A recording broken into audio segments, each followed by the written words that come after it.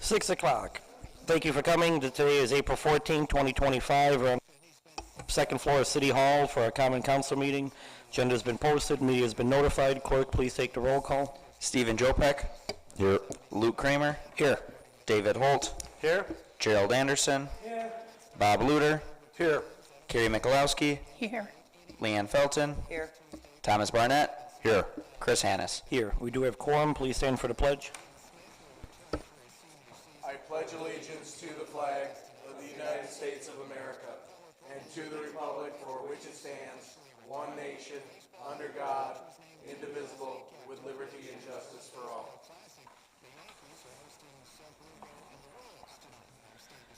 Okay, moving on to number 4, which is public comment. I have Tom Giroux.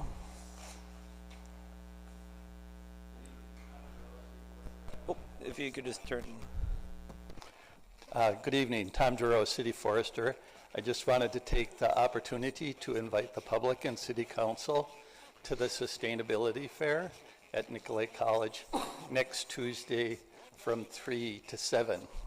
We'll be tabling there, talking about our urban forestry grant and the values of that urban trees provide to our community. So I just wanted to make sure the public is aware. Next week is also Arbor Day. We can never celebrate Arbor Day in the Northwoods because our ground is still frozen. So we'll be planting a tree a little later in the year, and up on the deck for your next council meeting will be an Arbor Day resolution. All of this is working towards getting us renamed as a Tree City USA. So thank you very much. Hope to see you at the Sustainability Fair. Thank you. Was there anyone else for public comment? Any of the elders have any public comment? Okay, moving on to mayor's comments, I have none. Moving on to 6, public hearing, none apply. Number 7, presentation, 7A, Messer Street project update by Mark Barton.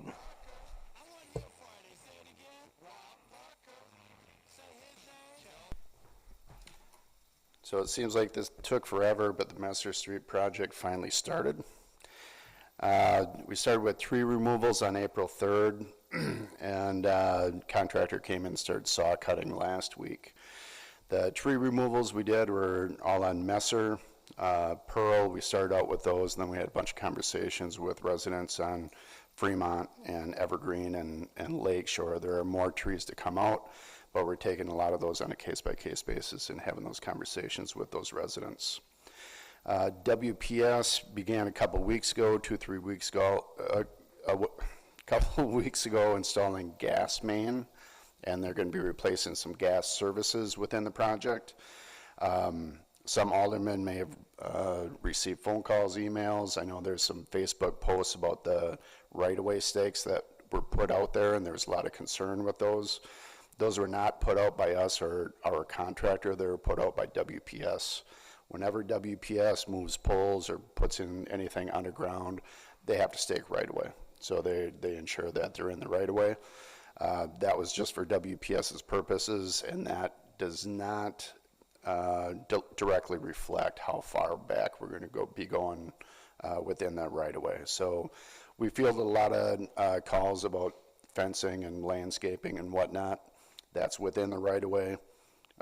Identified by those right-of-way stakes, and I've talked to those individual residents and told them what they should and should not be concerned about, and we've straightened all that out from the people that have contacted me. Construction began a couple weeks later than anticipated because of the weather. However, we're still on pace to hit the June 13th date for finishing Rose, and the July 3rd date for everything north of Rose, so we're still on schedule to get everything completed in time. Removals on Rose Street began today. They started removing asphalt pavement, curb and gutter, and Peterson began installing sanitary sewer at the intersection of Rose and Lakeshore this morning as well. You'll notice Thayer is closed to only for local traffic. We have a detour on Mason. The reason for that is either tomorrow or Wednesday, the contractor is going to be in the intersection of Thayer and Rose, installing some water main and some sanitary sewer. When they're done in that intersection, it'll be gravel until we get everything done, but we can open Thayer back up at that time, or we can keep it just open to local traffic because it'll be a gravel patch in there.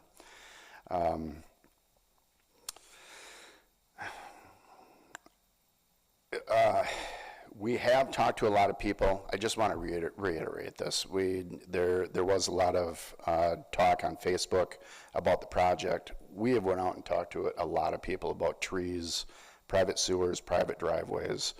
Everybody has been very easy to work with, and very open to the project. Tom Giroux has come out with me a couple times, and he's met people individually about trees as well. So our experience with the residents out there has been a good one. Everybody's very easy to work with, and presumably fairly happy with the project thus far. Any questions? Doesn't look, oh, Mr. Kramer? The two poles that are going to be moved on Rose, why are they different than any other poles in the area? You're not paying to move those. What those contracts are that you see on the agenda, so the city pays for lighting on WPS. Wherever you have street lighting on a WPS pole, you pay for that service. So it's a monthly charge for that. So the contracts that you're seeing on the agenda are not for moving the poles, that's for equipment. So because they had to move that one pole because of the sidewalk, that pole is down by the lift station. We're adding sidewalk down there on Rose. They had to push that back because where that pole is located is where the sidewalk's going. So because they had to push that back, they need an extension arm on that light, so it's over the road. Otherwise, it would be too far back. So what you're seeing in that contract is cost for equipment for that new arm, the new LED, that new pole, and that's it. But it is not for moving that. And then that monthly charge is typical of all the lights that you have on WPS equipment. Not seeing nothing else, thank you. Moving on to B, which would be a golf course update by Keith.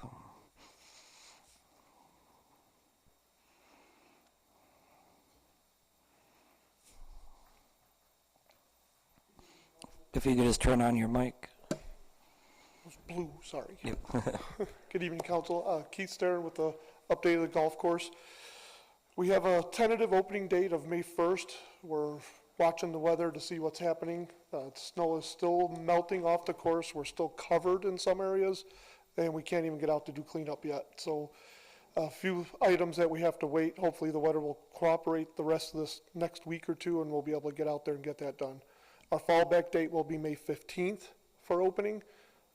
That is 2 weeks later. We'll probably target that weekend, 10th, 11th, 12th to open around there if we can. Again, assuming the weather cooperates with us and we're able to get it open. Bar and grill area is ready to go. We've finished the first phase of the remodel up there to clean it up and make it function better in that area. We did that all in-house with staff coming in to help clean up and do some repair work inside the building. We've given it a paint job. We've updated the whole entire building to make it look fresh and clean for this season while we were at it. And then we've also got the kitchen ready to go to start our dinner service again once we get our liquor license and get back up running. We also have a budget amendment that we have for later, moving some money around in the budget. I know you have a copy of it, and if there's questions on it at that point, I'll go through it with you to explain it. Any questions for his presentation? Not seeing, thank you. Moving on to C, which is an election update from a past election. Austin? All right, so give an update on our very normal election that we held on April 1st. So we had 2,347 voters cast their ballot. That's about 700 people who voted absentee either early in the clerk's office or through mail, but that was almost 1,500 people who voted in person at the junior high. We were only a couple dozen votes away from beating April of 2016's record, which was the highest turnout that Rhinelander's ever seen in an April election. So the fact that we were only a couple dozen votes away says a lot about this past election. And remember that that election had a competitive presidential primary for both major political parties. So we were right up there rivaling a major federal election for this past April election with mostly just local and state races on there. Only one voter actually got into the Hodag Dome to be turned away to go to the correct polling place. So I think we did a pretty good job at advertising it out to the public so folks knew where to go, and we had enough signage, but still had one voter that got to the front door of the dome. And then as seen on the city's Facebook page where I made that lengthy Facebook post here a couple weeks ago, I just wanted to again thank all the people who really made that election possible. That Sunday morning being woken up by my wife saying, I think you need to go into work today. And I'm like, why? It's a Sunday. And then she showed me my phone and the dome was collapsed. So again, I want to thank the city council, the school district, the United County Sheriff's Department, the staff at the Hodag Dome, as well as all of our media partners for getting the word out. A huge thank you goes out to our poll workers as well, and all of our voters for kind of just going with the punches and making this into a very, very successful election. No more elections this year, but we will have 4 next year, so I will enjoy the short break until then. Any questions about the election or anything like that? Mr. Barnett? I just wanted to say that when I went in there, everything was running really, really smooth, and I appreciate all the hard work that you and your election cohorts do for us, and did a great job again this year. Thank you, Austin. Okay, not seeing nothing else. Move to number 8, proclamations. So in your packet, page 8 is just doing a proclamation for Autism Awareness Month for April of 2025, just to let you guys know. With that, we will move into our consent agenda, which is number 9. Looks like we have bills and claims, some meeting minutes, and monthly reports. Holt, I'll make a motion to approve the consent agenda, including the bills and claims in the amount of $1,062,288.99. Kramer, second. Motion second. Not seeing any discussion. Clerk, please take the roll call. David Holt, Aye. Stephen Jopek, Aye. Luke Kramer, Aye. Carrie Michalowski, Aye. Gerald Anderson, Aye. Thomas Barnett, Aye. Bob Luter, Aye. Leanne Felton. Aye. Motion passes. Moving on to 10, which would be ordinances. 10A, this would be the second reading and adoption if it passed, of ordinance 2025-4 regarding code 2-01-165, referred to the city administrator. Sure, thank you. This is just an ordinance amending the Bicycle Pedestrian Advisory Committee. Basically, we added B, terms of office of the citizen members shall be 3 years, except when the initial appointments are made. 1 member shall be appointed for 1 year, 1 for 2 years, and 2 for 3 years. All terms shall end on April 30th. Basically, Austin's been going through the ordinances, just looking to see what he can see and anything that may not really be up to par, and this is one of the things that Austin saw. So it just corrects and adds terms. Mr. Anderson? I move approval of the ordinance 2025.04, amending section 2.01.165 of the City of Rhinelander Code of Ordinances with the insertion of the word with in the fourth line of 1A, so that it would read 3 members of the public with recognized experience and qualifications. Seems like a word missing there. Jopek, second. Motion second. Any discussion on said motion? Not seeing. Clerk, please take the roll call. Thomas Barnett, Aye. Leanne Felton, Aye. Carrie Michalowski, Aye. Bob Luter, Aye. Gerald Anderson, Aye. David Holt, Aye. Luke Kramer, Aye. Stephen Jopek. Aye. Motion passes. Moving on to 10B. This would be a second reading and adoption if approved, ordinance 2025-5 regarding code 2.01.12, referred to our city administrator. So, yeah, what this does is this it makes the Plan Commission, the ordinance for the membership, match what practice has been. We had, I believe it was 3, it was annually, the Plan Commission shall consist of the mayor, who shall be presiding officer, 2 alderpersons appointed annually, and it said, and 3 residents of the city of Rhinelander, and it should be 4. That matches what we've done in practice. Kramer, I'll make a motion to approve ordinance 2025-05, an ordinance amending 20.01.12 of the city's code of ordinance. Luder, second. Motion second, any discussion on said motion? Not seeing, clerk, please take the roll call. Carrie Mikulowski. Aye. David Holt. Aye. Luke Kramer. Aye. Stephen Jopek. Aye. Gerald Anderson. Aye. Thomas Barnett. Aye. Leanne Felton. Aye. Bob Luder. Aye. Motion passes. Moving on to 11, unfinished. Yep. Ms. Anderson? It looks like the title has the wrong number in it. I suddenly noticed that. I would consider that a scrivener's error that should be corrected. The motion was for the correct number, but yes, the title showing the one for the one above.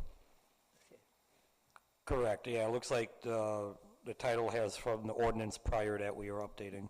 But Mr. Kramer did do 2.01.12. Yeah, so the motion stated the correct ordinance number, so that'd be just a Scrivener error.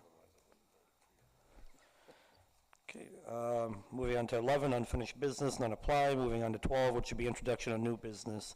12A, discuss and/or action Art Start boiler replacement.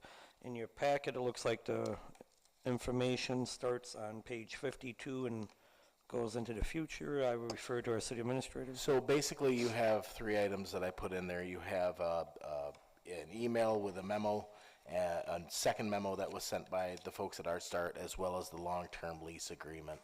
I know we have some members of Art Start here, so I don't know what you'd like to do, Mayor Hannes. As far as, basically their boiler is conking out, for lack of a better term. And they would like to have a discussion with you of how to replace that, so. Yeah, I think it'd be appropriate to have them speak first and then go from there. Ashley's here. Hi, Ashley. Hi, everyone. My name is Ashley McLaughlin, Program and Operations Director at Art Start. I've been with Art Start going on 8 years now. Way back in the day when Art Start first became part of this community, Art Start came in front of City Council and asked City Council to acquire the old federal building from the federal government. That became possible through a quick claim deed with the federal government. Now the city of the city of Rhinelander owns the Art Start building. Second, a lease was put in place for Art Start to occupy that building between the city of Rhinelander and the organization Art Start. The federal government still is involved in what happens to the building because it is a historically significant building. So every 2 years, Art Start and the city of Rhinelander need to put together a document, report for the federal government to review of any changes or updates that are being done or planned for the building. So this is a very complicated relationship that we have. In the lease between the city of Rhinelander and the organization Art Start, it does say that Art Start is responsible for all maintenance and repairs of the building. We have done that up to this point, and we have invested about $340,000 into the building.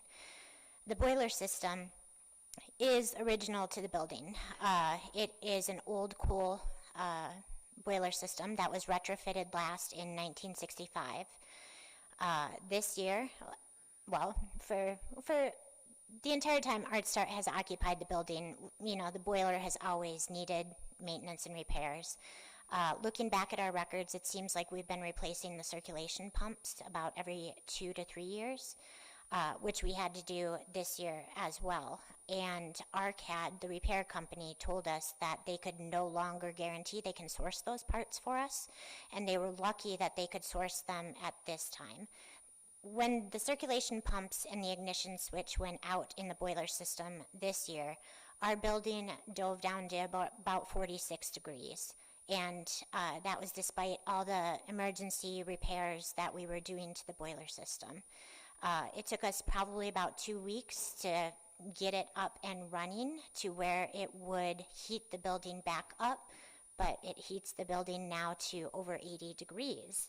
So we have to continue to shut off the boiler so that we can regulate the heat back down to a manageable temperature, and then pray that it reignites again because it has a problem with the ignition switch that is being constantly repaired by ARCAD, but they're telling us, you know, these parts, they just can't source anymore. We need to find a replacement. We have done our due diligence in trying to figure this out. We have put it out for bids with many different companies. Johnson Controls came back and has been working with us along with Focus on Energy to try and solve this problem. Focus on Energy is willing to, and we hopped on right away to secure a $50,000 grant. And they are willing to do a 5-year 0% loan for us to repay back this boiler system. So ArtStart has been working on this since November.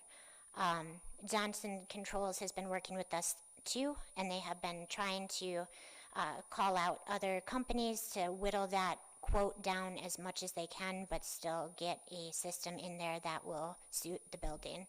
So what I'm asking for today, with all of that backstory, is I am asking you to consider co-signing the finance plan, since I can't do that because I don't own the building. ArtStart does not own the building, so we cannot put that together on our own. I'm asking you to consider taking a look at our lease. Since we've been there and we've been good stewards, and since this is such a complicated relationship, and to get some other tenant in there could potentially be complicated from what I'm understanding from the National Park Service, I'm asking you to, you know, take a look and maybe review the lease again for major repairs like this, and consider maybe a cost sharing or some other way that we can work together on major repairs like this, because ArtStart is a small nonprofit, and I know that the city does not have large funds available either, but a partnership is working together to solve challenges in, you know, when you have challenges or when we have challenges. So consider that. Consider the boiler repair cost sharing. It would be amazing. Frankly, ArtStart cannot afford this. This might force us to no longer occupy the building. If we cannot heat the building, we cannot be in the building. We'll probably be okay through the summer, but we are concerned about it in our future in the building. So consider sharing this burden with us.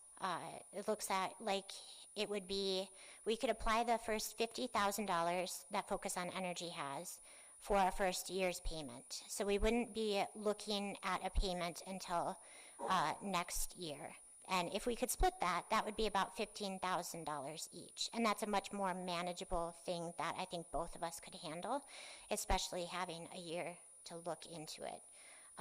So splitting the boiler cost of $185,000 over the next 5 years.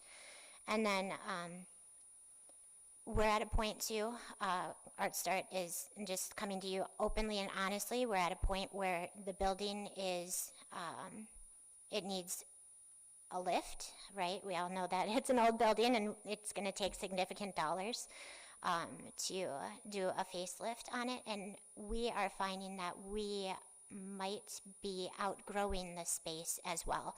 So I'm asking for you to support the idea of a potential expansion of the building. And that expansion would require us, again, going to the federal government to have that planned out and approved. So we're in a partnership right now, and I'm just asking you to think about all these things, discuss it, and maybe come and aid us in fixing this boiler. So, any questions for me? I also have Johnson Control, the boiler company here, and many other ArtStarters, somebody that's more familiar with Focus on Energy from our organization as well. Yeah. Mr. Jopek? Just trying to measure the general consequences of whatever decision's made. If, like you said, you likely wouldn't be able to occupy the building anymore if we can't, because obviously you can't stay in a freezing cold building all the time or a burning hot one. What do you think would happen to Art Start as an organization for the community if you guys were not able to occupy that building anymore? That's a great question. And Art Start, we are honestly at a crossroads right now. A lot of our programming is no longer happening inside the building. We still do a significant portion inside, but we're finding that we are looking more toward the impact of art and health. So partnering more with health organizations and helping with programs that are related to health and building new partnerships. So we're kind of in this area where we are re-exploring what Art Start is, and what that looks like for our future and where we are and what we need. We're having those deep discussions on a board level.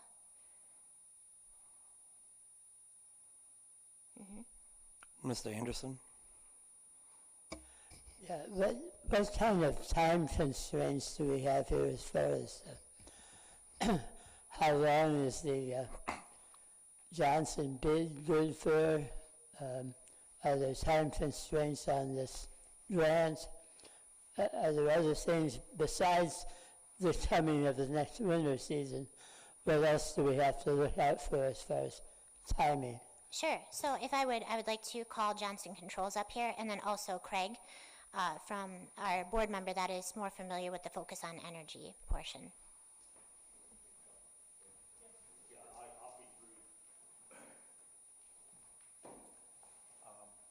I'm Craig Zarley. I'm on the board of directors at Art Start.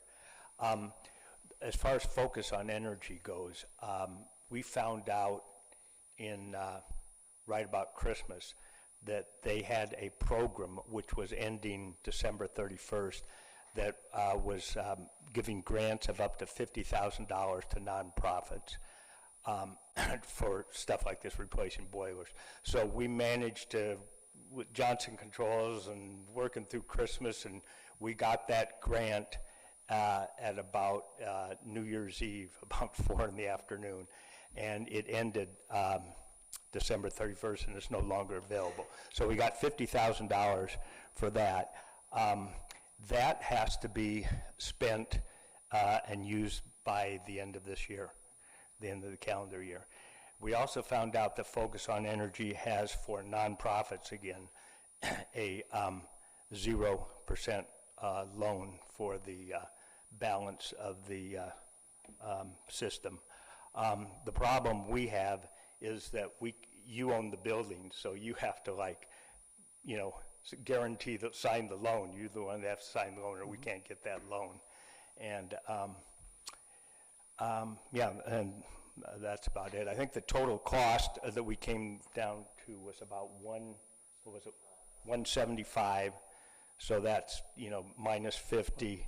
So I guess we'd be asking you for, who did the math, 62.5, and we kick in 62.5 over a 5-year period. So just for clarification, the 0% loan isn't time sensitive, the grant's time sensitive. Yeah, the grant money is time sensitive. The loan, it kind of ties. We would lose that loan if we, obviously, Lost if we the don't grant. do it. But that loan is for a 5-year period. Okay. And, and they estimate, the Focus on Energy estimates that the project would pay for itself in energy cost over a 5-year period. Does Focus on Energy realize that the building's owned by a government agency, not a Yes. nonprofit, and they don't have an issue with that? Yeah, they just need for the loan, as The cosign? they just need someone who owns the building to, because the building would be collateral for the loan. Correct. And I'm assuming that grant and loan only qualifies for a full replacement, not upgrades and or replacement Yes, pieces. that's all been. It's all or nothing, approved. kind of. Yeah. Okay. Mr. Barnett? Just go down every avenue and possibilities. I have no idea if they're even interested or not, but what would it take for us to sell them the building? So got some correspondence with the National Park Service. It's kind of an interesting thing. If we wanted to sell the building, we would have to get a fair market value appraisal. So let's just say for fun it goes at $300,000. And we would have to sell it for $300,000, and we'd have to pay the national or federal government $300,000. So regardless, if whatever you want to sell it for, you're going to have to pay the federal government for this. Right, and I know we talked about that earlier, but I wanted it to let everyone else who didn't know could hear that. So this is something that I think we all need to kind of sit back and take a look at, and I know that grant, you said the grant is time sensitive. When's the deadline for the grant? The boiler has to be installed by the end of this year, so. Okay. And then the other part was how long that bid is available for, and that is until. Right, so we can keep the bid, sorry, I'm Jake Tunis, I represent Johnson Controls. We can keep the bid going as further as we want. What I have to do in that scenario is go back to the equipment manufacturers and get updated pricing. Typically once a quarter or once half a year, every 6 months, equipment goes up in pricing, right? So to keep costs low, I've been trying to fight off manufacturers right now, saying this is likely gonna go through, making the timeline shorter. My biggest concern, to be honest with you, with this job, because we're doing above 10% change compared to what the old boiler is to the new boiler, we have to get state engineered approved drawings. So that's gonna take a little bit, right? Because they're gonna have to come in the building, design it, submit it to the state, it's gonna get approved, that's gonna come back. Now the boiler also has an 8 to week lead time. So 8 to 10 weeks right now puts us in the middle of September, or probably in the middle of the summertime. Now with that being said, you're gonna want the boiler installed before we get cold, so before September, October area. So that kind of puts our time crunch more into a faster approval process due to the engineering taking a couple weeks. Add worst case scenario of 10 weeks on top of that, we're already pushing towards the end of the summer right now. So that's the biggest concerns I would have in regards to getting this thing pushed through, because we don't want to go to September and have to fight this boiler again. So from a city point of view, there's a couple hurdles here I think we're going to fall into. One would be, can we even use the building as a lease collateral since it's property of the U.S. government and the city? So that might be something where if we sign it, we may not be able to use that building as collateral since we don't have full rights of it. Two, we do have a contract, so if we want to not follow the contract, we have to reopen the contract, renegotiate, get that under control first. Two, if we're partnering with this, and Steve, you might be able to speak more, does this open us up to our procurement policy where we have to put it out for bid for so many days and do all that, since if it is a city-owned asset, technically, and we're doing work of this dollar amount, wouldn't that then force us to use our own procurement policy in this case? If you negotiated as part of the restructuring of the lease contract, you wouldn't have to put it out as a public works contract. If you did put it out as a project the city was doing, then it would have to be put out as a public works contract. But if they did the project, then we wouldn't have to put it out as a public works contract because it could be part of the lease contract we have with them. So if that answers your question. Yeah, I don't know if that clarifies or confuses the group, but the other thing to keep in mind here too is it looks like they do have an option to start this project. It's just how do they continue to fund it once they get past the first year. So that also gives us a little bit of time based on if we are looking to fund it this year, how do you redo your budget, where do you get the funding from to fund it. So I don't think this is a 1 or 2 meeting activity. This is probably a 6-month process, to be honest. And it's more what direction does the city want to go? Ms. Mikulowski? Yeah, so I don't know if you forgot what Ashley said, but the $50,000 grant can cover this year. So it won't bother our current budget. Correct. We could, going into next year, plan for the 15,000 or whatever Correct. that, so it wouldn't necessarily affect this year's budget at all. No, based on their option. Right. So, Mr. Jopek? So obviously there's there's a lot of concerns, and like you were explaining, there's some significant obstacles, especially with the budget being tight. It was tight this year, it'll be tight next year. I guess the questions, as I was listening to Ashley kind of talk through her questions, I was kind of phrasing my own questions to this issue, and I guess I'll be curious what others are thinking.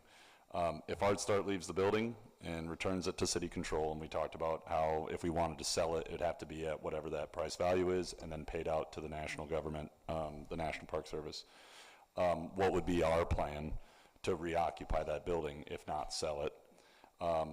Then the question becomes, if whatever that plan is, do we end up having to foot the bill for that replacement, or do we sell it as is, with the boiler in the condition it currently is? At which point, I would be curious. I'm not a business owner, so I wouldn't even begin to assume that I would buy a building that had a beat-up boiler that cost $100,000 to replace. So then what is the likelihood that A, another company buys the building, or B, another organization is willing to take on a lease and work alongside us in said building in the condition it's in? And so I guess the conclusions I'm kind of drawing here, and I'm not, I get that it's complicated and that there's a lot of obstacles, but if ArtStart stays in the building, they use a historical landmark that they've been using, that we've had this agreement with, and they can continue to contribute to ongoing cultural programs that I'm a social studies teacher, so I find vital to Rhinelander. We split the cost with ArtStart, which hits the budget later, which is a big deal, and I'm not going to downplay that, but it also ensures that ArtStart is able to stay there and function, in which case they've already done the groundwork for the first year. And then in the event that ArtStart stays, avoids future conflicts with trying to find another lessee or trying to sell the building as is, which then keeps the building, the future of the building confirmed, and we don't run the risk of being unable to find somebody to lease the building. And then it doesn't just sit there, either sits there unsold, sits there unoccupied, whereas currently we have an organization that has contributed a lot to our society, to Rhinelander, while also offering to do the footwork for future improvements to continue to use the building. And so to me, my short term, I'm obviously yes, that amount of money every month or every year is a concern because the budget is tight. At the same time, I have to wonder what will happen if they aren't there, and how could that lead to bigger problems and bigger consequences when we could have just continued that partnership and found a way. Where there's a will, there's a way.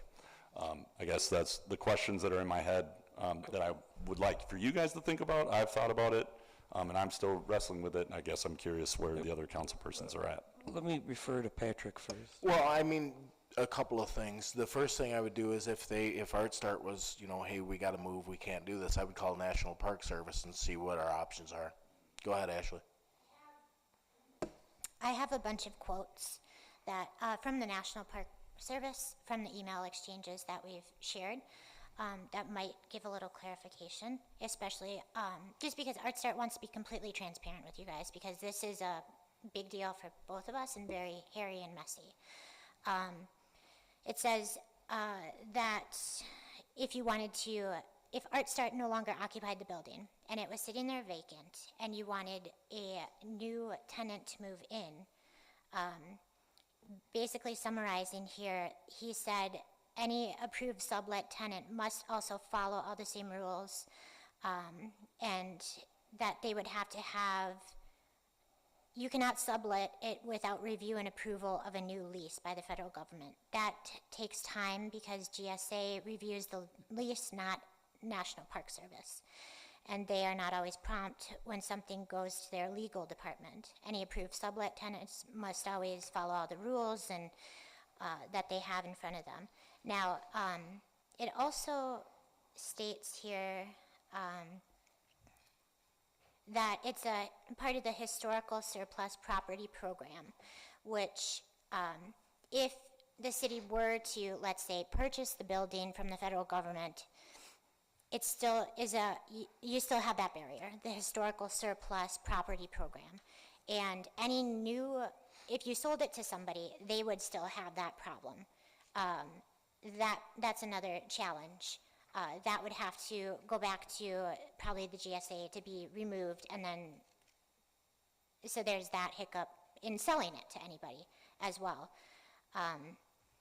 But there's only one case that they know of that a organization has purchased one of these buildings from them, and they say it's a lot of legal rigmarole to get to that point where you can do that. So it seems very challenging. It seems like, you know, we might be forever married to this relationship, or as long as the city wants to do that. And yeah, so any other organization that would want to lease the building would have to go and be approved by the federal government, that lease with you and them. This was quite the thing when they did it, honestly. I don't know how they got through all this red tape. Mr. Holt? Thank you. Kind of in response to Steven's prompt here, given that information, if we're talking about an obligation of about $15,000 a year from the city, it sounds like trying any other route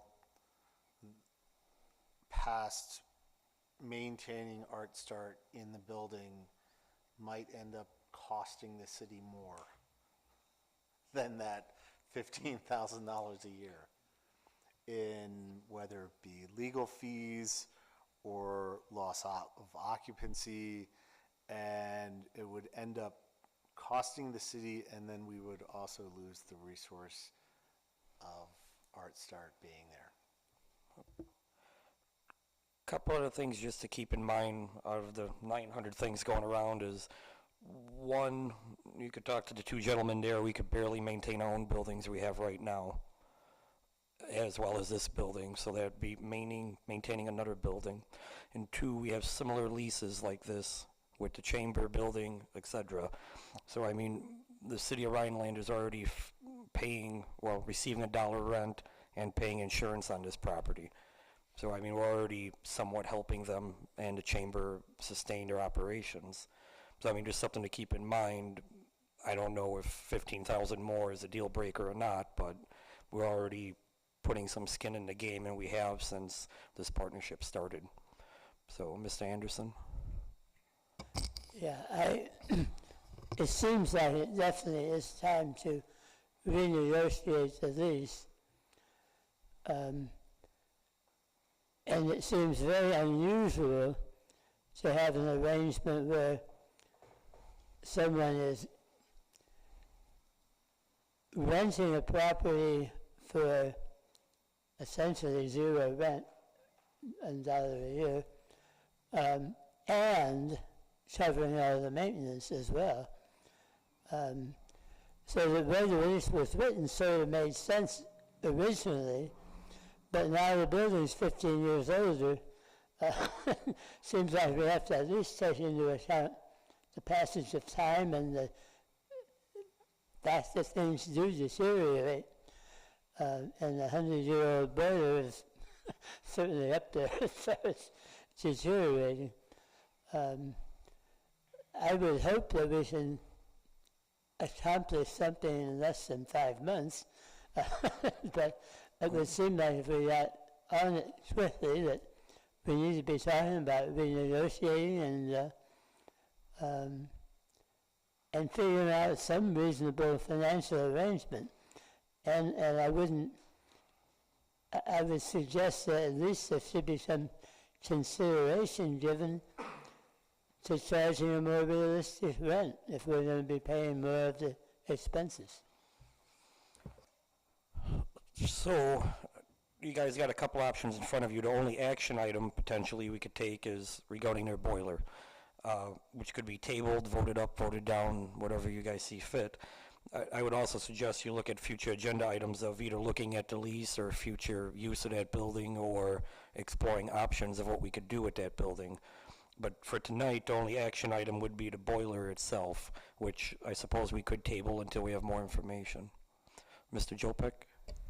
Yes, and I'm maybe I spaced it, sorry, it's a Monday.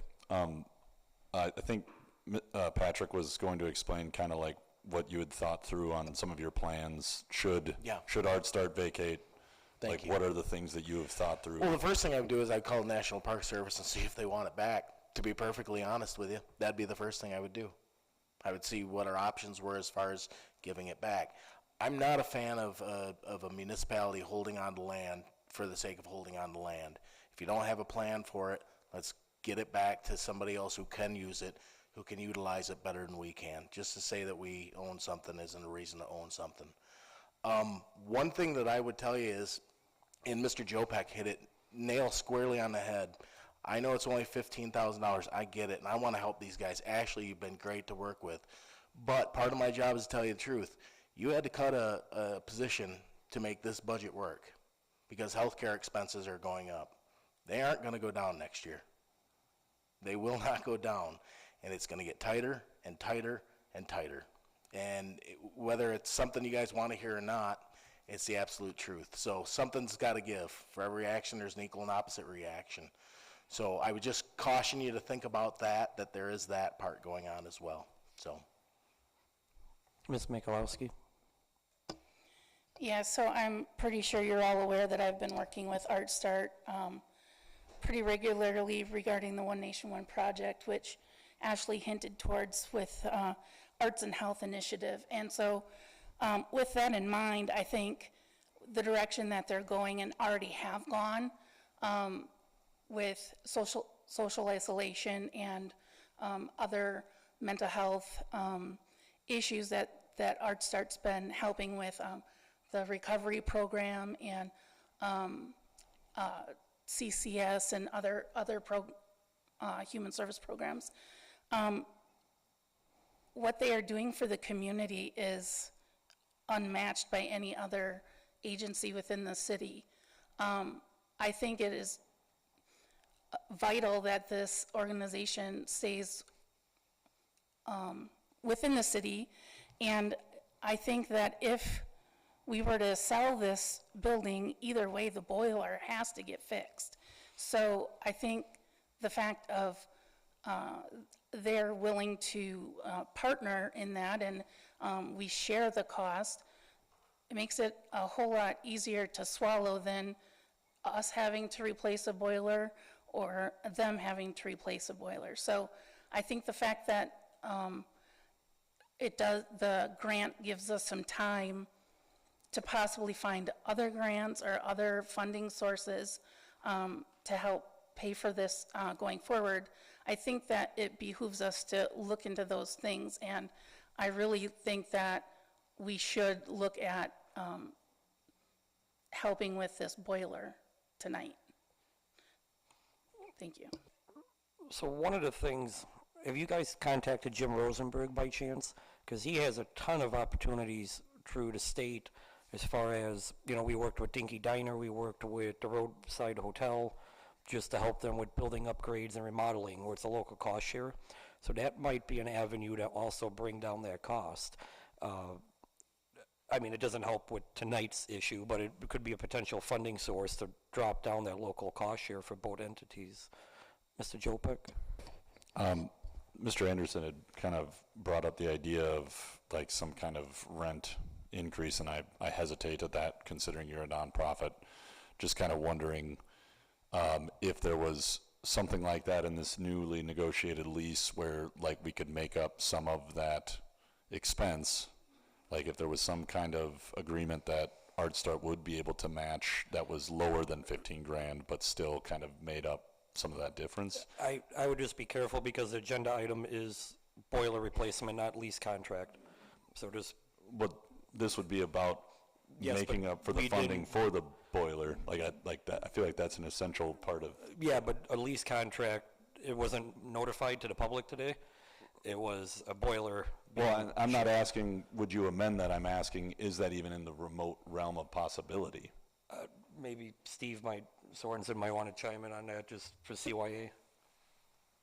Yeah, you could, there's, obviously, if you renegotiate the contract, but as the mayor said, it's not, tonight you're supposed to be voting on whether or not to we'll go ahead with the boiler, but you could renegotiate the contract. And you could put terms in the contract where the rental in the future would cover the cost of the boiler, sure. I guess I don't feel like I'm getting a formal, like, affirmation of that lease adjustment. I'm purely just asking, is that even within ArtStart's capability? Yes. That if we were in the discussion? Yes. From their personal finances, yes. No, from our personal ability to renegotiate the contract. Right, yeah. but I'm not asking about the contract. I'm asking, does ArtStart have the capability to enter an agreement like, something like that? ArtStart is here to revisit all of this, all Okay. of our history, all of our partnership. ArtStart is here. So, Okay. Moving forward, what it will look like, we don't know. But that's But we open. are here Okay. to figure it out if the city is here with us. Mr. Holt? Yeah, I think it comes down to, I mean, there's clearly a lot more discussion that needs to be had on that side, but the decision here is either do we go ahead and move forward with, are we ready to move forward with a commitment to get the boiler fixed? Or do we want to table this for, to gather some other information that would be relevant to that decision of getting the boiler fixed? So passing back to the statement that Carrie just made, she's in support of moving ahead. If the council's ready to commit to getting the boiler fixed, then we put everything on a future agenda item to renegotiate the contract, to discuss how we're going to compensate or mitigate the additional cost. And I understand what the city administrator is saying. Yes, it's only $15,000, but costs aren't going to go down, and next year's not going to somehow miraculously be easier for us to balance a budget. I do understand that, but the fact that it's not a catastrophic amount does give us time. Steve Sorensen, this is a question. Since we do have a contract stating one thing, do we have the option today to even move forward with helping with the boiler due to the contract states it's not the city's responsibility currently? Yes, and the only way you really could do it on the terms of the contract is they have the responsibility of maintaining the building. You could vote to give them money as a gift to be used to fulfill their obligation to maintain the property. So you would effectively be voting tonight to say we're going to make a donation, which you can do. A city can give money to nonprofit organizations for $15,000 for the next 5 years or whatever the request would be. I'm not going to put words in your mouth, but yes, you could. Under the current contract, they're responsible for replacing the boiler. So you don't even have to change the contract if you're going to give them money to help them cover the cost of changing the boiler. Does that make sense? I hope it does. As a follow-up question, could the city technically give them a zero-interest loan and then in 2 years revisit if we want to forgive said loan? That gives us time to decide and go from there. So it would be more or less a loan at no interest at this point, and then once we have everything figured out, decide how we want to move forward? Could the city, let me just rephrase it, could the city make a loan to them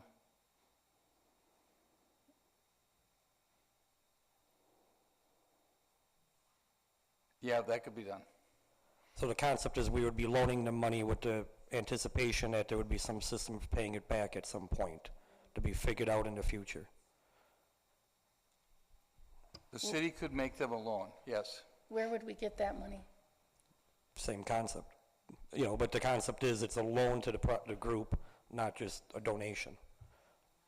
So, Mr. Anderson?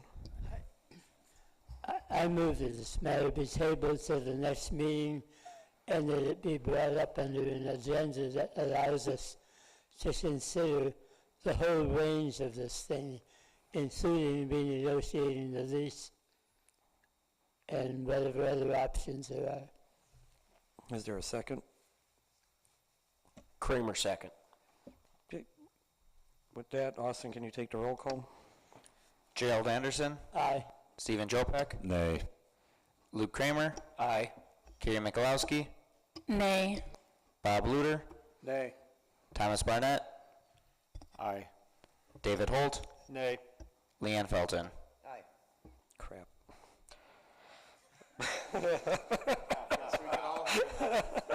That is a tie, if you Yep. couldn't. So with the logic of more information is always better for make a decision, and with the logic of this isn't a super time-sensitive thing, I will vote that we table for the next meeting.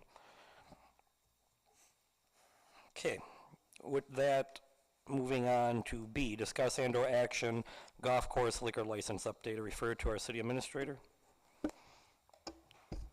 Me or Steve? You are the city You administrator. want me? All right. So we're basically waiting on getting the liquor license in for the golf course. We're waiting on it. Steve, I'm actually going to turn to you. I'll turn to you because Steve's been handling it, so. Yeah, we're in the process of working with the State of Wisconsin Department of Revenue. I will tell you that the Department of Revenue finds us to be a very unusual creature. And it's been very difficult because they don't understand what we're doing and why we're doing it the way we're doing it. But we've now got them in a lockstep. And they surprised us last week by telling us that one of the requirements was the person that was going to be your concierge, or a concessionary, if you like that word better, your concessionary had to have a Class B beer license in order to be the concessionaire. And again, it all goes back to what they think the state statute was created for, which was for coliseums and arenas. It wasn't created for golf courses. And so that's why they're having a difficult time. But we've now got to the point where they understand what we're trying to do, and we understand what they're requiring. So today we signed most of the papers that had to be signed to get all the licenses that we need to get signed, or get us, first of all, we need to get the liquor license approved, which is going to delay us by 14 days. So it'll be at the next council meeting. And once we get that, then the state will act on our license, which is to give us not a license, but a permit. And then our concessionaire, who has a Class B license for fermented beverages, will be able to serve also under the city's permit, be able to serve liquor. And that should be all done in the next 3 to 5 weeks, according to the Department of Revenue, who has one person that understands this. And we talked to Calvin a few times now, after talking to 3 or 4 other people at the Department of Revenue. I will tell you, it's been an interesting thing to do this, because they made all kinds of suggestions like, why don't you just hire somebody to run the golf course? Well, why don't you turn it over to the county, because the county can get a license from the city. That's how a lot of the golf courses are run by county governments, because counties can get licenses from municipalities and cities. So we've had plenty of suggestions from the state, none of which have sped up the process, that I can tell you. But I'm going to write the book when I'm all done. So just to follow the timeline, at our next council, this body would have the option to vote on it. From there, it's 3 to 5 weeks out, roughly. Next council, they'll vote on granting the fermented beverage beer license to Roger. Roger. Yep. And once Roger has that license, then we will have finished the last of the criterium. They will have had this application in their hands for 2 weeks by that time, so it could be 1 week later. So 1 to 3 weeks in Yes, theory. that's Okay. according to them. Now, I'm not going to tell you how fast the Department of Revenue is going to move on this, but I think after we bugged them as much as we have, they'll be ready to act on it.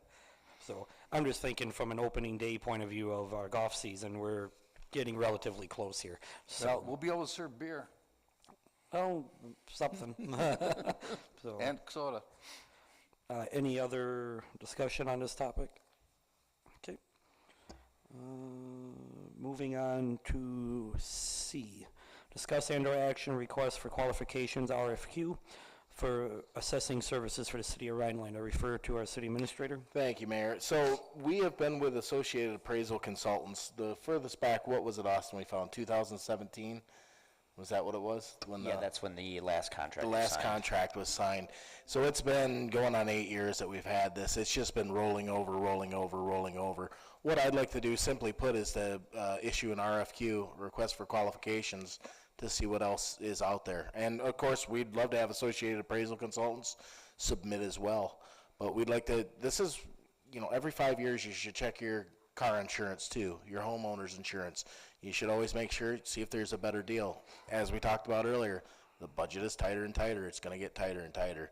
This is one of those things that we should really check on. So I just like your permission to issue an RFQ and get this process moving if that's what you'd like. Or we can stay with Associated Appraisal and we can negotiate with them too. Mr. Barnett? Yeah, I think, I don't see why it would hurt at least seeing what else is out there. So I would like to make a motion to have Patrick do an RFQ. Joe second. Motion second. Any discussion on the motion? Not seeing. Clerk, please take the roll call. Leanne Felton. Aye. Bob Luter. Aye. Luke Kramer. Aye. Thomas Barnett. Gerald Anderson. Aye. Kay Michalowski. Aye. Stephen Jopek. Aye. David Holt. Aye. Motion passes. Moving on to D, discuss and/or action proposed private improvements and use of public sidewalk downtown. Looks like in your packets, it starts on page 73. I first refer to our city administrator. Sure. So, Mr. Ellsworth, I see you're out there. Brett Ellsworth has the building at the corner of Stevens and Anderson there. I don't even know if Pelham's included in there. But looking to add a door on the Anderson Street side, would like to make it ADA compliant. That will mean that there needs to be a ramp going in there. Mr. Ellsworth has submitted a preliminary plan here of what he's looking to do there. My question is, or not my question, but my comment first is, we really don't have anything that addresses this. We do have a street obstruction. Mr. Kramer, he and I talked for some time here, so about in front of you is section 3.01.04, obstructions and encroachments out of the ordinance. It says obstructions and encroachments prohibited. No person shall encroach upon or in any way obstruct or encumber any street, alley, sidewalk, public grounds, or land dedicated to public use, or any part thereof. My understanding is, and Mr. Ellsworth, you correct me if I'm wrong, but looking to take up about 5.5 feet of the sidewalk there for this proposed ramp. My only issue is that obstructing the sidewalk? To me, it's obstructing the sidewalk, even though I know you're thinking about using the entire thing there, or allowing people to access it there. That's my question, is that an obstruction? I would consider it to be an obstruction. Now, if the entire sidewalk wanted to be used, that's something different. But, yeah, Mr. Ellsworth, please. Just some clarification, it's not considered a ramp. A 20-to-1 slope is not a ramp. It's just a slope of the sidewalk. I do understand how you could see it as an obstruction. I don't feel it's an obstruction. We're basically going to repave the sidewalk at a different slope. That's all we're looking to do. Our doors swing inward, so the doors do not encroach on the sidewalk. The space there is still there. I understand it might be split a little bit because the sidewalk's 8-ish feet and we're taking the 5.5. I mean, if you wanted us to redo the whole 8, we could, but that doesn't really help the problem. You're still gonna have a slope issue one way or another somewhere. So, but basically we're looking to create an ADA entrance on the Anderson side street of the building. We've created 2. The other's a retail store, and the entrance through the office space won't work for the retail store. There is a entrance on the back side that is not ADA compliant. And we're also looking to improve the building, improve Rhinelander, and reusing this building when it hasn't been used. I mean, I guess it was used recently, but it hasn't been used in a fashion generating much tax revenue. Is a plus for the city in my mind. So this is a couple points of clarification. And as you know, I sit as the chairman of the Planning Commission and for zoning. So One would be, and I'm supportive of the sidewalk not being the full width, because parking on Anderson is limited to begin with. And my fear is when you have the curb and another 12 inches at the highest point, anyone who parks there that opens their door is going to do damage to their door. So I'm okay with, from a planning point of view, of this being the 5'6". That's wider than your typical sidewalk in this town, and it still gives you the ability to open your car doors and not cause damage. Or two, at the highest point, you're gaining 12 inches from the ground, and you're ramping it up and down. This is my understanding, you're taking concrete and you're raising the concrete sidewalk. So it's suitable material compared to the rest of the sidewalks we have in our town, and it's something that is ADA compliant. So I think this is something to make this building, which is 50-plus years old, in a downtown that's 150-plus years old, more walkable and more suitable for the public. Is this something that you're looking to take all the cost burden on, or are you looking the city to cost share, or? We will take the full cost of redoing the sidewalk in that slope. I would say the picture up there was one rendering. That's a 12-to-1 slope. That requires a railing.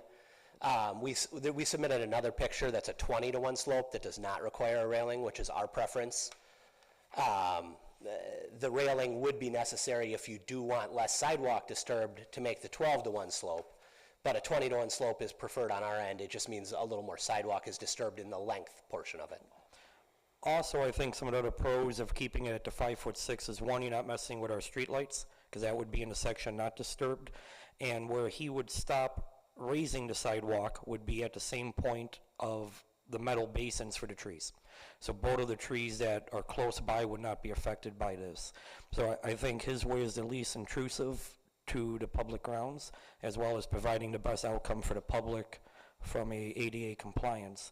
The question I have more for Steve Sorensen though now would be, from a liability, from an insurance point of view and trip hazard, you're having at the highest point a 12-inch lift that then tapers down to nothing. So since that's an uneven trip hazard, like a curb is generally the same height, do we fall into any other liability or insurance since it is public property? Well, I think what you have to do is you have to have someone who is in the design world discuss the sidewalks. I mean, I'm not an expert, but if you're ramping up and ramping down and your building is right next to the sidewalk, which is what I presume is the issue, you probably are creating a hazard in the sense of you're creating a slope that is not typical in the city of Rhinelander. I mean, I don't think of any other location where you ramp up and ramp down. So you are introducing a variable into the community. And again, I'm not an expert on, maybe Mark or somebody can comment on that, but as far as the conditions, I would also indicate that usually to make a building ADA compliant, the rule is that the building has to be made ADA compliant, not the street outside the building. And so generally what happens is that the owner of the building either moves the entrance down or up or builds a ramp into their own property on their own property. And I don't know the building well enough to do that, but I know in other communities where I've worked where people have had the same issue where their entrance is higher, what they've done is move their entrance back and they've ramped up to their entrance. I don't know if you can do that on this building or not, but again, once you really do have to look at it from the perspective of whether or not a ramp of this size is considered hazardous from a construction point of view, and that really would take a civil engineer to tell you that, because I'm sure there's studies out there that would talk about that, and I don't know that you have a civil engineer that's provided a study. I haven't seen any of the materials that you provided me. And also, yeah, those are the comments I would have. But I'll let you respond. You have 3 spots within a block of this building, which is within a block of our building, that are greater slope than what we're looking to do on your sidewalk. The issue is not the slope, it's the cresting? I mean, there's lots of. No, it's cresting, yeah, same. I mean, you have that in front of Nativity School, you have that in front of Three Sheets, and you have that in front of Pat's Tavern currently. Mr. Anderson?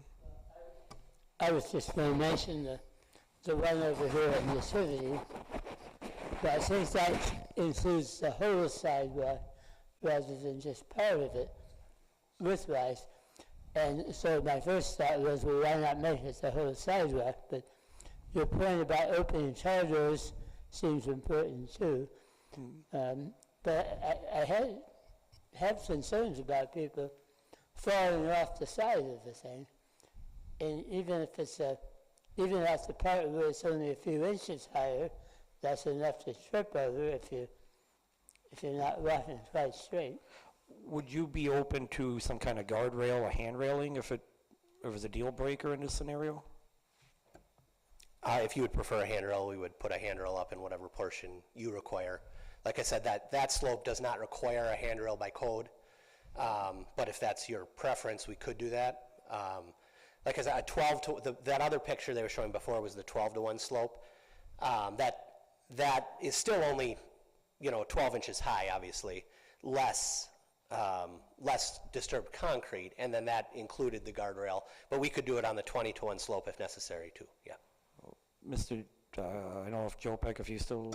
Oh, I was just exploring that idea of the guardrails. So you beat me to it. Okay. Steve. Yeah, I want to clarify my answer, because my answer was predicated on doing the whole sidewalk. I don't think that breaking the sidewalk into two pieces, one that's at one level and one that's at another level, that's not, now from a liability perspective, without a handrail, I'd certainly, as city attorney, say don't do that, because you are creating a risk if you create two levels on one sidewalk area. I thought your comment earlier was that you were going to do the whole sidewalk all the way to, basically the curb. I certainly, if you're going to do two levels on one sidewalk, I think you have to put some kind of a rail to keep it from people going off of it, people using it for skateboards. That's, again, just talking liability. That's where my head would be at. Mr. Kramer? So my thought about it was, so if you're going to be doing the ramp, so if we say yes, you can do the slope, not the ramp, and you're doing it to be ADA compliant, would you put another entrance onto the sidewalk past your place? Because right now there's only the curb right on the corner, and then the next actual lower area is the driveway for the expired gas station that's just down the block. So if you have people that are parked right up against the curb and there's the division there, their only option, if you don't put that in, would be they would have to move in the street to get down to the corner to get back onto your ramp, to your slope. Do you know what I mean by that? Yeah, I understand what you're saying. I think, we could if you requested that. That's not a requirement for the ADA guidelines for the building, obviously. As he mentioned, it's the building's ADA, requirements. You have many places downtown where half a block they have to travel in a wheelchair or a walker. It would be no different than that. But if that was your requirement, we would certainly look into that and try and do that. It seems to me no different than Brown Street, though, where you don't have entrances every 2 parking spots. You have them every 8, 10, So that would be my thought, I guess, on that. But if that's what you thought was best, and that that went along well with the project for you guys, we would look into that for sure. And And from a city side, we could always look at like what we did with the Art Start building, egress from a sidewalk point of view. I think we did that last year where we took out a section and made it more ADA compliant for handicap parking. I'm guessing our fire chief has. Just in the interest of time here and having more information, I think it may be a better idea for us to mock this up with some wood or something like that. We'll get Mark out there if Mark is available. We can show you the actual slope is of that and what it looks like, and we can bring it back to you with some pictures to show you what that will look like at that door. Because I think that we're kind of missing the point in the picture here, and I don't think it's as steep as everybody's thinking. So I think in the interest of everybody here, it'd be best that we do that. It's actually relatively easy. So from the end of here to that podium, 12 inches higher. Right. That's not saying I measured But it for out somebody in earlier, construction, but- yeah, it's easy, but for Yeah. every other lay people, it's not as easy. Simple. Yeah, so I mean, this is roughly 34 feet. So at the podium, it would be 12 inches higher with a ramp. So, Mr. Kramer? So then my other thought on that is, I also did some other research, and the state statute, maybe Stephen can talk about this, 66.0907 for sidewalks. Item 2 is the grade. If the grade of the sidewalk are not specially fixed by ordinance, the sidewalk shall be laid into the established grade of the street. So with my understanding on that is, if we do say yes, then we need to make an ordinance or change an ordinance, our ordinance saying, okay, it's okay to change the grade of the sidewalk. While we give a minute for Steve to look that up, I don't know if, Well, Patrick- here's what I would say is, if we were going to do something drastic, if we were going to do this on our own, and then drastic may be a bad word, if we were going to do something this different, one of the things that we would do is have something like this engineered. You get the engineered drawings, you get to see what it is, you get to see how it works, and you get to speak with the engineer and understand it. I see nothing wrong with having something like this engineered professionally.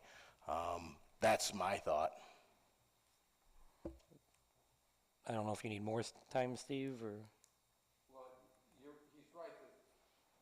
He's right, the city doesn't really have an ordinance that controls that, and the state statute is really not clear, and under Wisconsin's home rule, we have the right to take the state statute and basically ignore it, as long as it's to the betterment of the city. That the state statute is only a basic criterion under home rule. Cities, villages, and, cities and villages are allowed to expand the authority for the betterment of their community. So that answers your question from a legal perspective, Chris, or Mr. Mayor. So I think some of the question for tonight, because at the end of the day, we have a small business owner who wants to make his building ADA compliant and provide something that helps the city out. Are we open to exploring this? And then if that answer is yes, if we want to have the engineering, would you then come back to us with an engineering design? And then we go from there. I mean, if you guys aren't open to doing this, I don't want him to have to spend funds to design something if we're not open to the concept. Kind of chicken and egg. So I think from a council point of view, are we open to allowing a private company to modify a public sidewalk for this use? So, Mr. Barnett?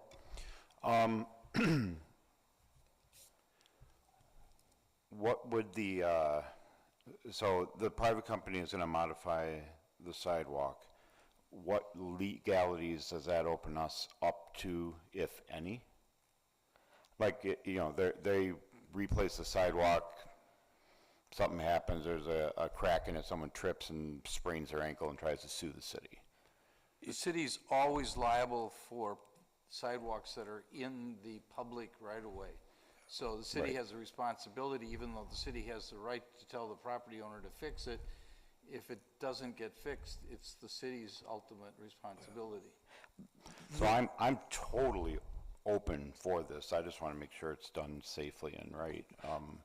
I would be a lot more comfortable, like Brian said, I'm not in construction. I paint landscapes. So you tell me 30 feet, I'm like, okay, that's 30 feet if you say so. I would like to see a mock-up or a plan or some pictures or something, because I'm seeing even a slight little lift and there's no railing or anything, I see someone not paying attention on their cell phone walking down, and even that slight little 12 inches is gonna roll an ankle easily. Or maybe not, I don't know. I don't know what that looks like, so I'd really like to see what it looks like. For the first question you had, you could look at this as a very small version of Navajo Street, where with the hotel out there, how they built the road, they built the sidewalk and gifted to us. Similar kind of scenario based on that was a private entity building that infrastructure. So I mean, there is presence of some version of this happening, just not on this small scale. Mr. Anderson? I'm in favor of it. Probably, I'm in favor, more in favor of talking about a railing. Just so, but what I'm unclear about at this point is what do we actually have to do at this point about it?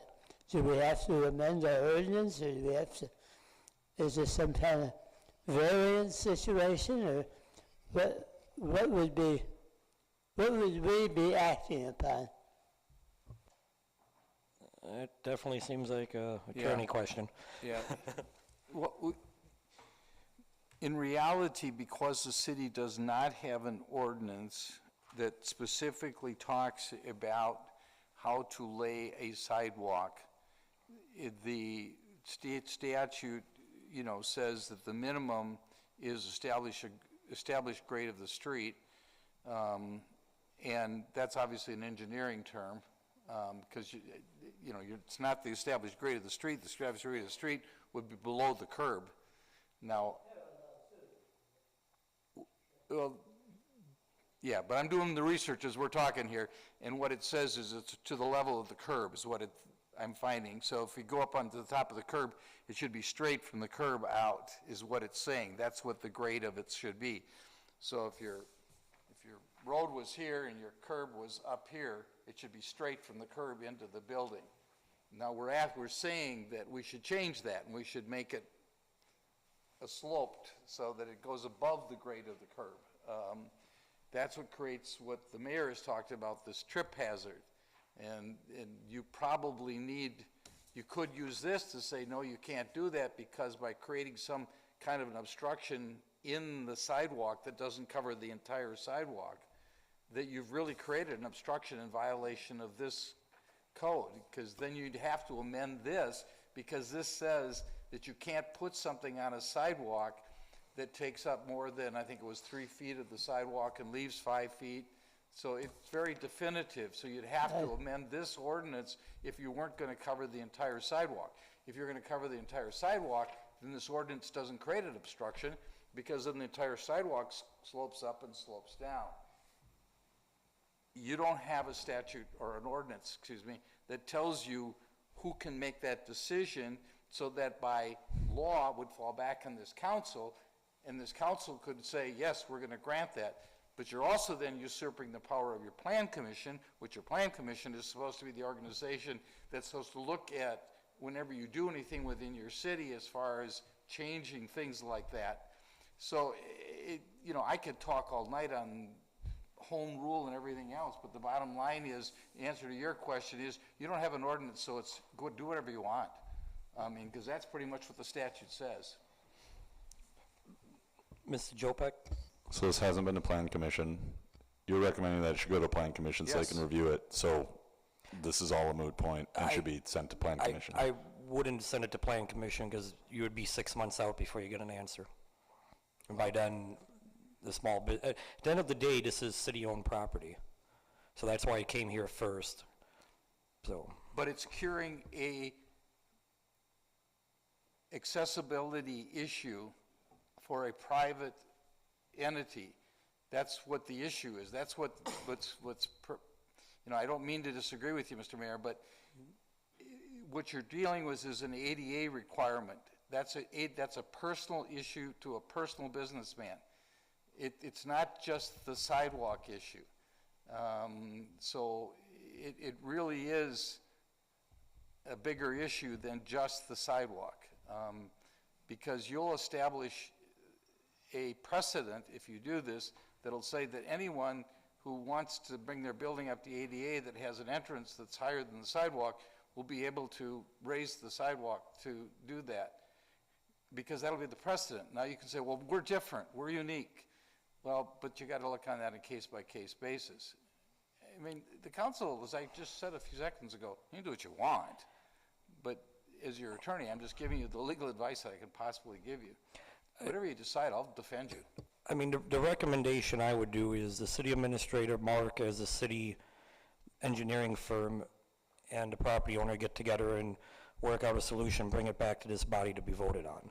That would be my recommendation, as Mark, who has designed the current sidewalk and is an engineer that does all of our engineering projects. Patrick, as the administrator and the business owner, I think the three of them could work out something and then bring it back to this body to be voted on. Yes, I would, yes. Ms. Mikulowski? I'd like to make a motion to have the city administrator, the city engineer, and the property owner to convene and bring us back plans so that we can vote on this. Anderson, second. Motion and second. Any discussion on the motion? Mr. Holt? Yeah, I have to give Luke credit for this. I don't want to co-opt his point, unless you want to say it. Is this going to incur a cost to the city? Is the business going to pay for the expense of the city engineer? So, Ms. Mikulowski, if I would recommend that maybe you revise your motion at no cost to the city. That way we don't get a bill from Town Country if one were to arise. Well, the owner already said that he was incurring all the costs, so if that needs to be in the motion, then so be it, at no cost to the city. Mr. Anderson, since you did the second, are you okay with that changing of the motion? Okay, so, City Clerk, if you would like to repeat the current motion. Sure. Motion by Mikulowski to have city administrator, city engineer, and property owner convene and meet and bring the council plans at no cost to the city of Rhinelander. Close enough?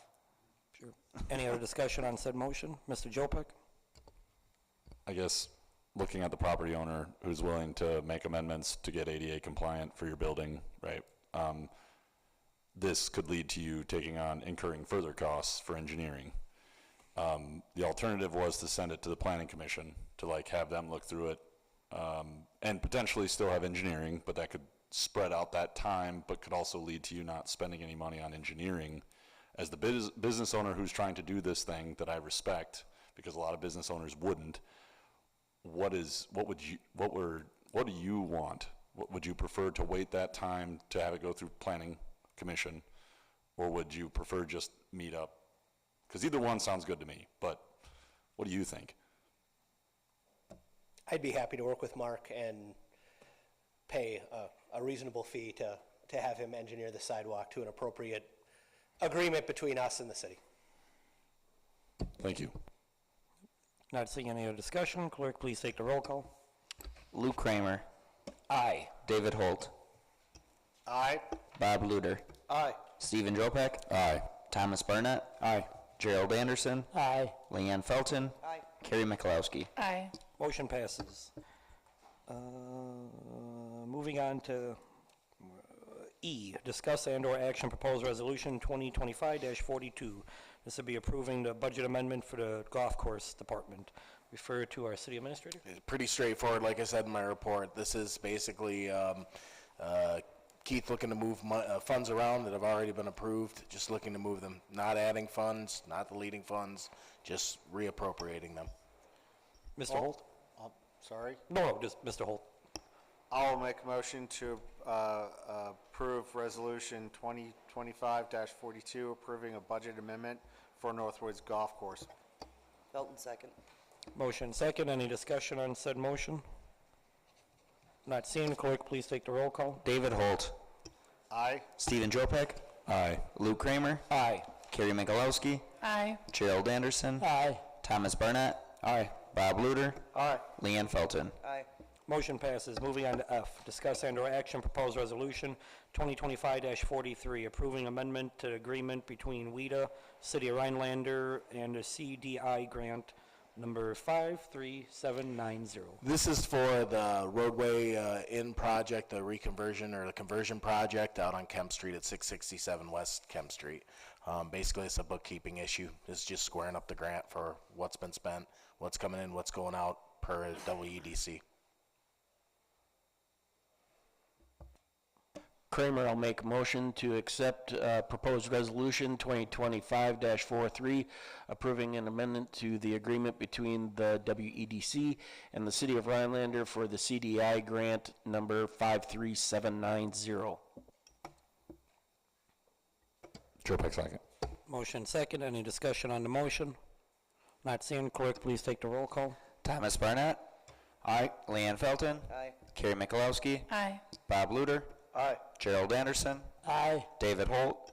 Aye. Luke Kramer. Aye. Stephen Jopek. Aye. Motion passes. Moving on to G, discuss and/or action proposed resolution 2025-44. This would be an agreement with the City of Rhinelander and Hydro Corp for $64,607.57. I'm going to talk about this one, the next one, because one is non-residential, one is residential. Cross contamination, I've always known was cross connection programs. These are, you have to have one by state statute. You don't have a choice. HydroCorp, according to Tom Rozier, the water foreman, has been doing an excellent job here. No reason to not continue with them. Is this something we should take out for bid two, just for sharpen our pencil? I don't know that you're going to yield the results that you're looking for. I mean, it's always something you could do if that's what you wanted to do, but this one I would say we've been getting good results, and the foreman has said as much. And to be honest, I don't know of another company. Yeah, I don't know if there is another one out there, so. But Joe Peck, motion to approve proposed resolution 2025-44, approving, authorizing, and directing the mayor to sign a renewal of a non-residential cross-contamination service agreement with HydroCorp for $64,607.57. Felton, second. motion second. Any discussion on the motion? Not seeing. Clerk, please take the roll call. Carrie Mikulowski. Aye. David Holt. Aye. Luke Kramer. Aye. Stephen Jopek. Aye. Gerald Anderson. Aye. Thomas Barnett. Aye. Leanne Felton. Aye. Bob Luder. Aye. Motion passes. Moving on to H, discuss and/or action proposed resolution 2025-45. Like city administrator said, this is more the residential side of it for $46,155.33. Joe Peck moved to approve proposed resolution 2025-45, approving, authorizing, and directing the mayor to sign a renewal of a residential cross-contamination service agreement with HydroCorp for $46,155.33. Felton, second. Motion second. Any discussion? Not seeing. Clerk, please take the roll call. Gerald Anderson. Aye. Stephen Jopek. Aye. Luke Kramer. Aye. Carrie Mikulowski. Aye. Bob Luder. Aye. Thomas Barnett. Aye. David Holt. Aye. Leanne Felton. Aye. Motion approved. Moving on to I, discuss and/or action proposed resolution 2025-46. This would be a detour with WISDOT, Department of Transportation. This has been something we've been working on for a little bit of time. Yep. I refer first to our city administrator. So, as you probably know, WISDOT is going to be doing on 8 next summer. They're going to be adding roundabout south of town, which is going to basically from bypass to bypass close 8. And so one of the things that we talked about with them was they wanted to do a detour agreement through town, which basically it would be coming from 47 going east. You'd be going Kemp to Arbutus, Arbutus to Courtney, Courtney to Lincoln, Lincoln right on out.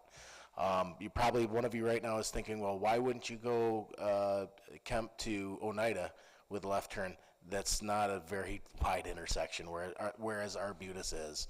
It's going to allow for truck traffic to go through.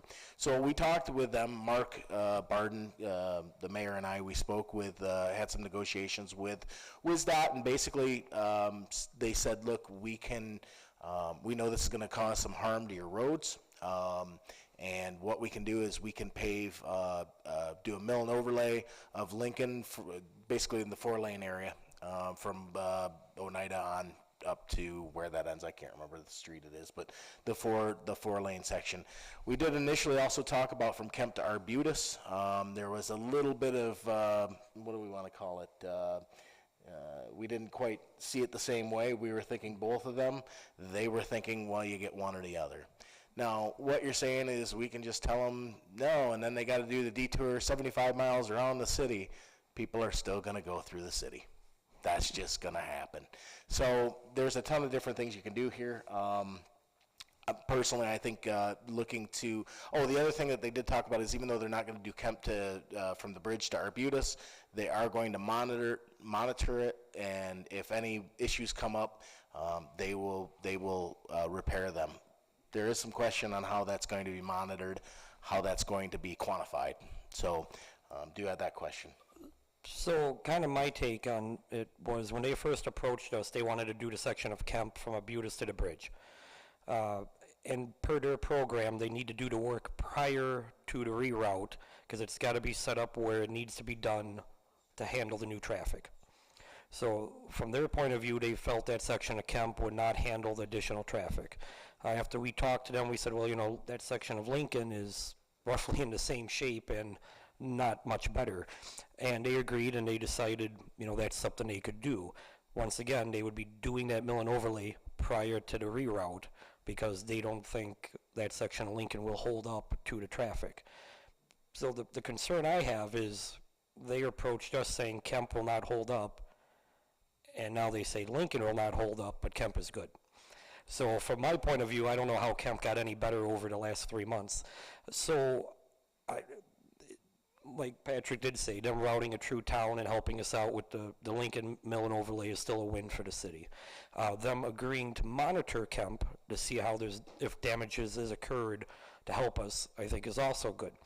Where I'm not comfortable is it's not black and white of how much damage is too much damage, and then how do they plan on fixing it on the back end? Because the last thing I would want to see is that section of Kemp with 57 little patches.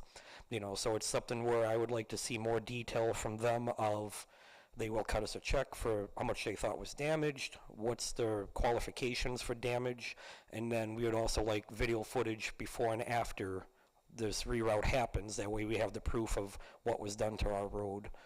That's at least my feeling. So personally, I think this is something we should go back, get those details ironed out before we agree to this, because once we agree to it, we could say the road was destroyed, they're going to say the road was perfect, and then how do we get in the middle somewhere?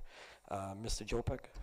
Is that something where, along those lines, where we can have the city engineer kind of negotiate that as well? Can that be part of the agreement where the city engineer has to make final check and make that determination to determine what is the amount of damage and isn't? Yeah, I think where it gets a little more complicated in this scenario is engineer signing off being happy, I think is a thing there, but the DOT is still controlling the purse strings, so they're going to do what they see fit. So I think having those tolerances of so much concrete being destroyed, how much movement of the blacktop is easy benchmarks where it's, look, this is how much it moved. We both agreed on the movement amount, the tolerance amount, or there, versus that being gray of, how, kind of like a carpet, how many stains is too many stains, kind of thing. Damage is subjective. What you think is damaged, I may think is, it's had a little wear. So there is that kind of give and take there. I will say, too, that to a degree, time is of the essence. They have to have their design in by May 1st. We know that because we were discussing potential other options, and they said we need to have our design in. So this needs to kind of move on, but there is time to talk with them. Mr. Barnett?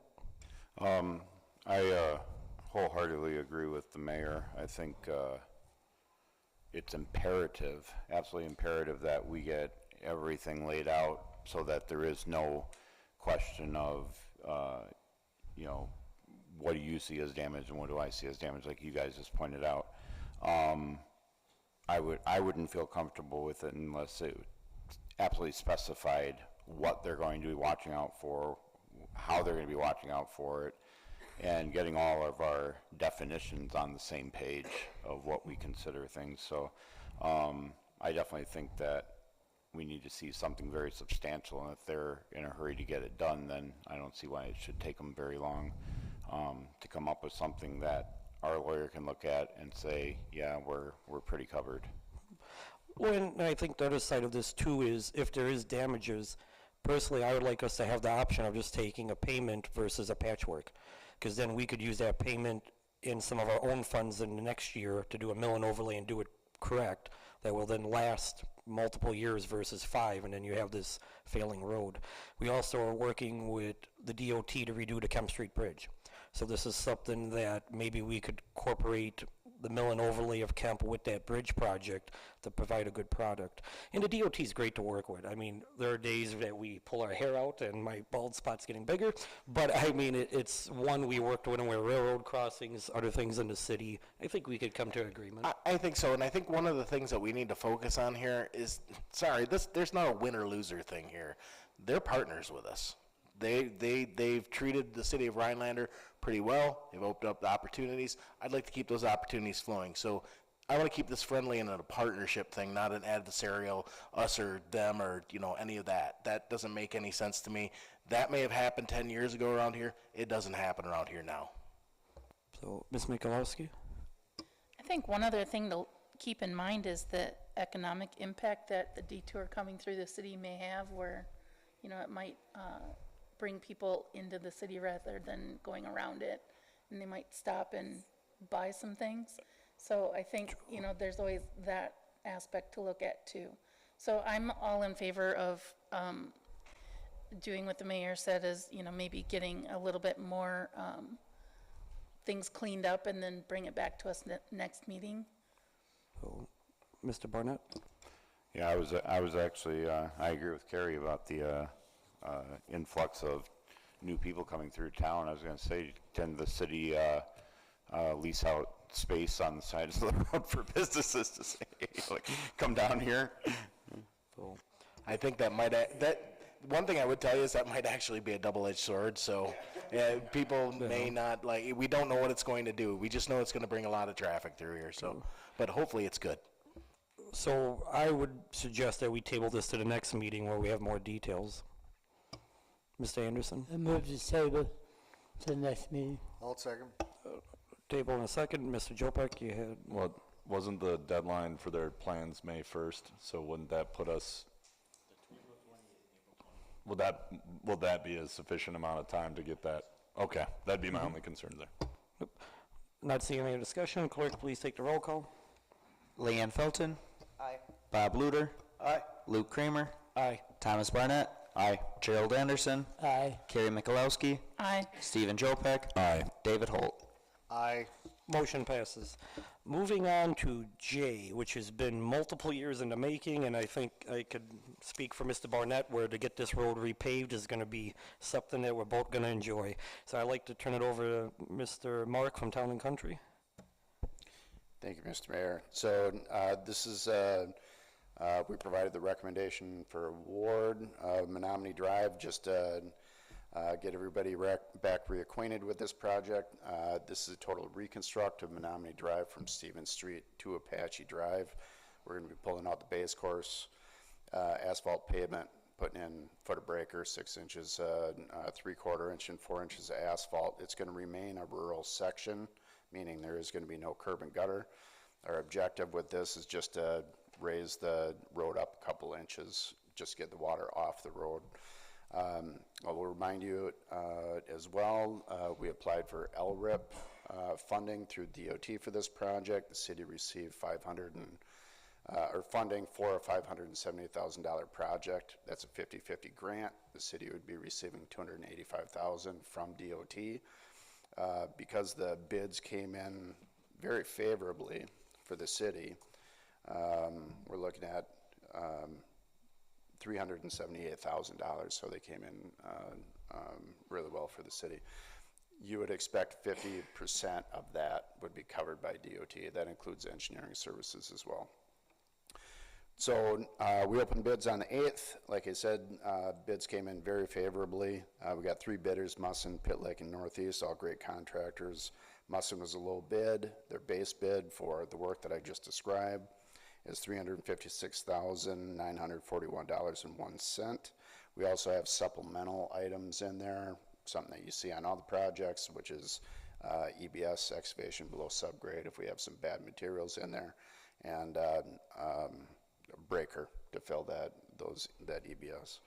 So those are supplemental items. If you add that into the base bid, we're looking at award of $378,241.01 to Musson Brothers for the construction of the Menominee Drive project, and we would recommend the board. And one of the, talked about our great partnership with the DOT. So since that grant opportunity gives us a max of 500,000, with a 50-50 split, we're leaving roughly 60,000 on the table that would go back. So one of the things Mark is doing with the DOT is seeing if we could extend that mill and overlay and reconstruct down Apache, which is on the backside. So even if we could get a couple hundred feet, half that road repaved with this, it'd still be at half cost. So that's something we're working with the DOT, with Mark, just to get the best bang for our buck, which isn't in front of you today, but it's something, if everyone signs off and is good, it would come back as a change order. So, Mr. Barnett? Yeah, I think Menominee would be a huge improvement. So I'm going to go ahead and make a motion to approve the award of contract to Musson Brothers, Inc. for street improvements on Menominee Drive for $378,241.01. Luder, second. Motion second. Any discussion on the motion? Not seeing. Clerk, please take the roll call. Luke Kramer. Aye. David Holt. Aye. Bob Luder. Aye. Stephen Jopek. Aye. Thomas Barnett. Aye. Gerald Anderson. Aye. Leanne Felton. Aye. Carrie Mikulowski. Aye. Motion passes. Moving on to K, discuss and/or action proposed resolution 2025-48. This would be for a new vehicle for the city water department of $40,751.50. Basically, the water department needs a new truck. They've been looking for a truck for a while now. Tom followed the procurement policy, and what you have before you is most advantageous for the city. Holt, I'll make a motion to approve proposed resolution 2025-48, approving the proposal from Badger Chevrolet for the purchase of a 2025 Chevrolet Silverado 1500 work truck for $40,751.50 for the city's water department. Jopek, second. Motion second. Any discussion? Not seeing. Clerk, please take the roll call. David Holt. Aye. Stephen Jopek. Aye. Luke Kramer. Aye. Carrie Mikulowski. Aye. Gerald Anderson. Aye. Thomas Barnett. Aye. Bob Luder. Aye. Leanne Felton. Aye. Motion passes. Moving on to L, discuss and/or action proposed resolution 2025-49. This will be approving a proposal for some valves for the city treatment plant for $7,152. Patrick? Yeah, this should seem relatively familiar. Kurt's gotten a couple of these now out at the wastewater treatment plant. Needs an air actuator valve for the plant. This is from the Dorner Company, sole source, single source in Wisconsin right there. And the price is what it is there. So I would recommend this be approved. Jopek move to approve proposed resolution 2025-49, approving the proposal from the Dorner Company for the purchase of an air actuator valve for the city's wastewater treatment plant for $7,152. Felton, second. Motion and second. Any discussion? Not seeing. Clerk, please take the roll call. Thomas Barnett. Aye. Leanne Felton. Aye. Carrie Mikulowski. Aye. Bob Luder. Aye. Gerald Anderson. Aye. David Holt. Aye. Luke Kramer. Aye. Stephen Jopek. Aye. Motion passes. Moving on to letter M, discuss and/or action proposed resolution 2025-50. This would be agreement with WPS and outdoor lighting on Rose Street. Yeah, basically, like Mark said, it's for the equipment. When I spoke with the gentleman from WPS, it was moving the pole, which I still contend it's moving the pole is causing all this. But I digress, Mark. I don't want you to get upset. But honestly, this is a very little amount, but it is an agreement between WPS and the city. Therefore, it comes before you. Holt, I'll make a motion to approve proposed resolution 2025-50, approving, authorizing, and directing the mayor to sign 2 agreements with WPS for outdoor lighting services on Rose Street. Kramer, second. Okay, we do have a motion and a second. Any discussion? Not seeing. Clerk, please take the roll call. Carrie Mikulowski. Aye. David Holt. Aye. Luke Kramer. Aye. Stephen Jopek. Aye. Gerald Anderson. Aye. Thomas Barnett. Aye. Leanne Felton. Aye. Bob Luder. Aye.